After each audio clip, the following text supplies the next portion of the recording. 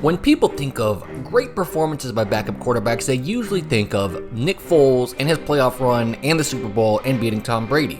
And while yeah, he played pretty great during those times, and yes, the stakes of it were just astronomical, I think there's a game that actually blows that one out of the water as far as pure quarterback performance goes.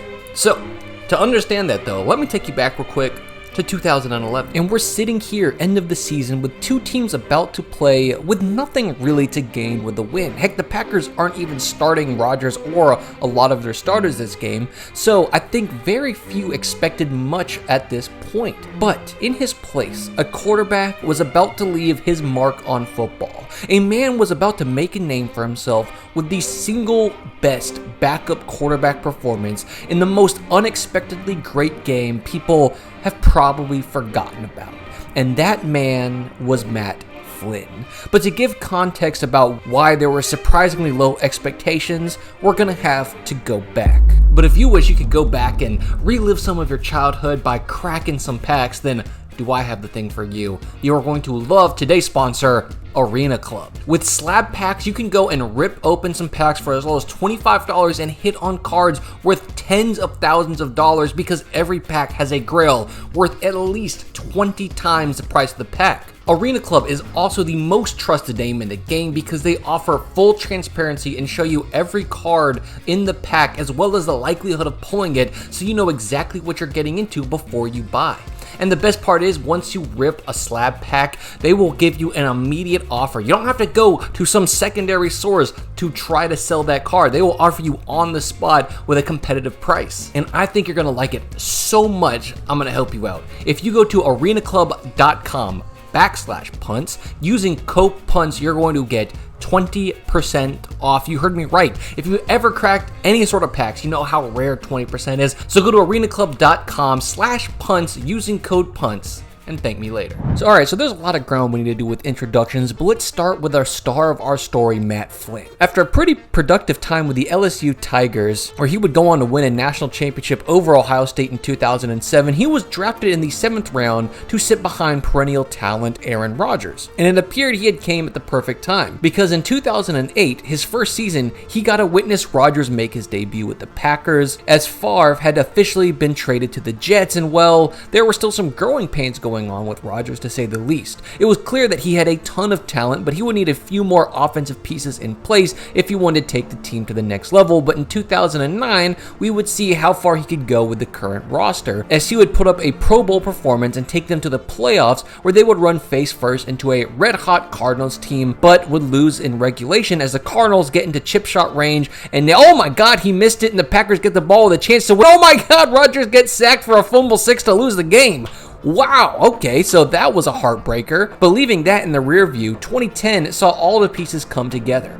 Greg Jennings had fully developed and was having a standout year. Rodgers was feeling himself. Brandon Jackson would be getting it done as a backer. And although they looked good but not great, they would make it to the postseason. But the most important part is that against the Lions, a hit on Rodgers would leave him concussed. And who would come in as the relief pitcher but Flynn, even though he didn't give fans much to look forward to if Rodgers couldn't play. He led 6 drives and only ever got a single field goal in the mix, while also throwing a pick in a game that ended 3-7 in Flynn's first meaningful playing time. And Rodgers would still be injured the next game, but we would start to get a small glimpse of things to come, as against a Tom Brady-led Patriots team, Flynn would go toe-to-toe with the GOAT, even jumping out to a 17-7 lead in the first half before a second half pick 6 would give Tom Brady the lead, but it would immediately be taken back by the third-year player Matt Flynn, and through another gritty couple of drives, Brady would take it back again with a touchdown and a field goal, but despite a solid attempt, Flynn could never get the lead back. But despite the loss, Flynn actually looked pretty solid, especially against a Belichick defense,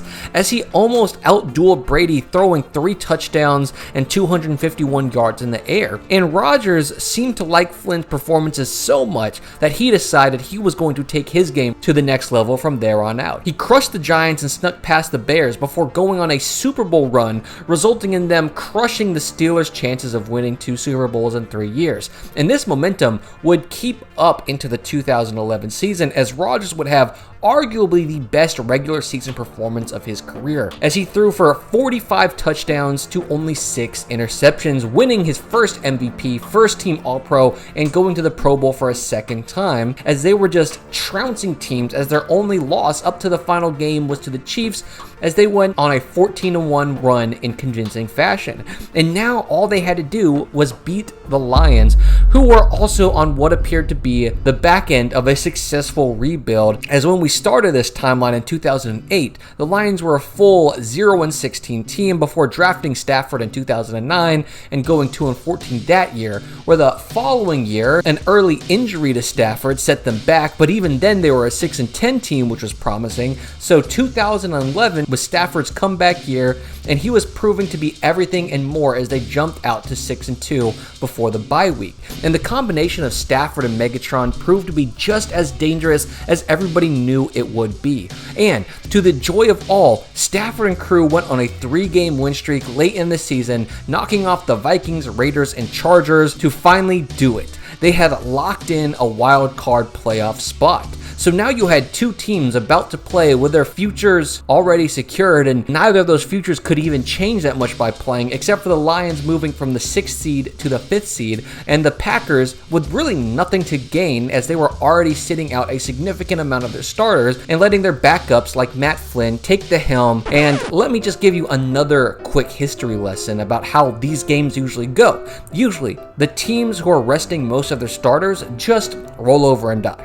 Look no further than the Chiefs this year. With nothing to gain, what do they do except sit their starters and let the Broncos steamroll them to the tune of 38-0? And it wasn't just this year. Most, if not all, teams who secure the first round bye do this, and the games are just not impressive. The Ravens in 23 let Tyler Huntley start and lost to the Steelers 17-10. Heck, the Eagles that same year lost to the Giants 27-10, as they didn't want to hurt their playoff performance by getting somebody injured. And sometimes teams can even win those games, like the 24 Eagles, who had a lot of their starters out, still knocking down the Giants to end the season. But these games are just usually not high scoring, not really fun to watch, and dare I say, a little bit boring. So with the expectation set, the kickoff ensued, and immediately it looked like it was going to be more of what was expected. Heck, the opening kickoff was fumbled and batted out the back of the end zone for a touchback, and a few plays later the ball would be knocked out of Flynn's hands to give the Lions the ball on the 35, where Stafford and Megatron would quickly move the ball inside the 10 and then into the end zone. And before the Packers offense could even touch the ball again, it bounced off the hands of the returner, who grabbed it from past the end line to pull it back into the end zone to take a knee, which is a safety, and things could just not go right, as they immediately gave the ball back to the Lions and were now down 9-0. But from here, things would turn around. The Packers defense would step up and force the punt, and suddenly it was on. Flynn methodically just started to move the ball down the field. 16 plays, 64 yards, with the only chunk play being a pass to Jordy Nelson on this broken play, showing that Flynn was not going to go down without a fight. But after settling for a field goal, the Packers defense steps up to force the fumble, get the ball back, and things were suddenly clicking. Flynn and the Packers offense sliced through the Lions defense, taking 7 plays to go 48 yards and get into the end zone before both teams exchanged punts, and now the Lions would be the ones to start to find their rhythm. Stafford, against mostly backups, was a matchup that should have been doing what they were about to do all game. They churned down the field, converted on 4th down, and when they got to the 13-yard line, found a big man Calvin Johnson to regain the lead. But they couldn't even celebrate that touchdown, because in the blink of an eye, the Packers set up this little screen pass that goes 80 yards, where the kickoff gets fumbled and went back to the Packers as it was picked up by the kicker, Mason Crosby, where the Packers can't even celebrate, as that ball was almost immediately thrown away as he was trying to find Jordy Nelson again.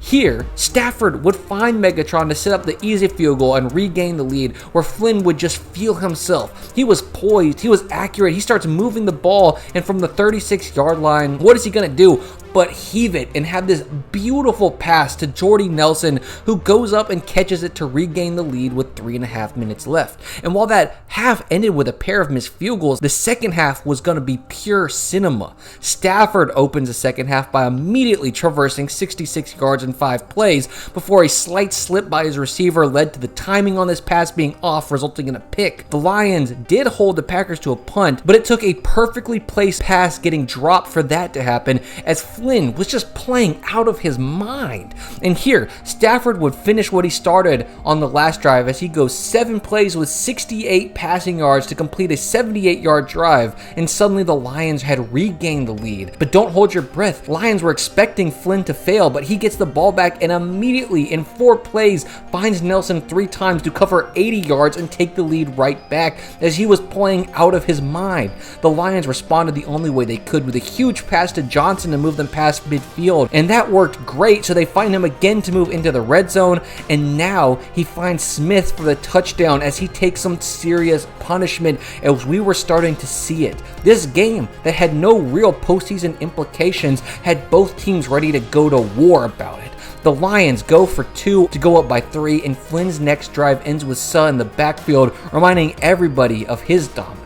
And now the Lions have a chance to start to pull away as Megatron gets a pass to go up to over 200 receiving yards in this game alone. But on 4th and 3, he hits Pettigrew dead in the hands and it was dropped. And I also want to say this, it has been a great game, but it was absolutely plagued with drop passes due to the weather and the conditions on the field. These guys could have easily had 25 to 40 more yards apiece if their receivers just caught every pass thrown their way, especially with just how damn well they're playing.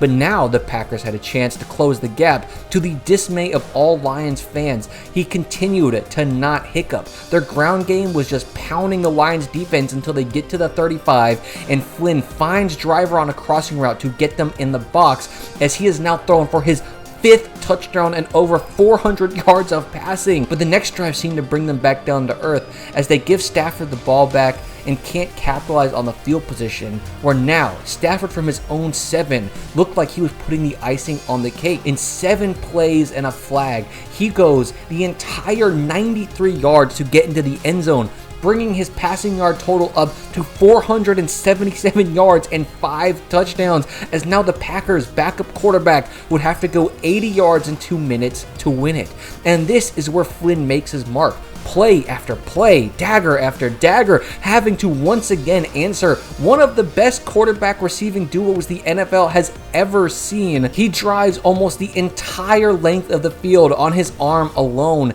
and looks amazing while doing it. You would think he was a veteran starter with the accuracy, the decision making, and when you needed him most, he throws a damn perfect pass to Jones to move them to the 6-yard line where he gets up under center and ices it. Flynn to Finley, touchdown, and the Packers go up by 4 as Flynn has now thrown for 480 yards and 6 touchdowns. And Stafford's attempt to respond sees him driving down the field, making good throw after good throw until he looks for Burleson and finds the end of the game. But this game isn't just some random good game. That would be too simple. It's loaded with historical importance. It's the first game where 2 quarterbacks ever combined for over 1,000 yards, as Flynn threw for 480 and Stafford threw for 520, and it is still, to this day, the single greatest quarterbacking performance by any Green Bay Packer, as Flynn was not just playing good football, but arguably the best football ever played by anybody from that organization,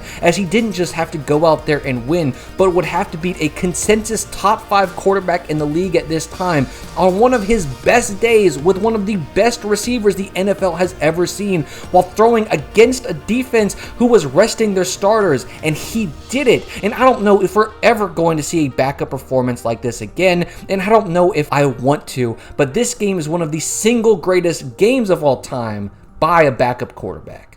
What an unbelievable performance here by